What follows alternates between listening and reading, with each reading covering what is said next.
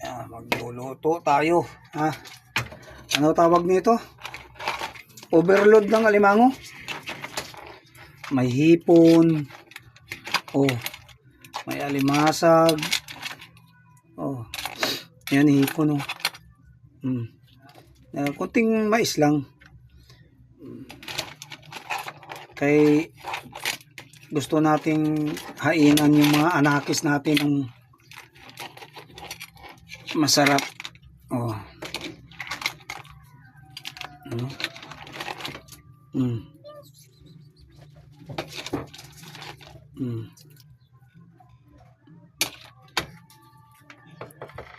Ayan o. Ayan.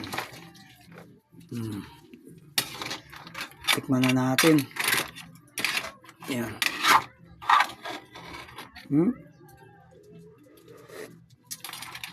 Masarap.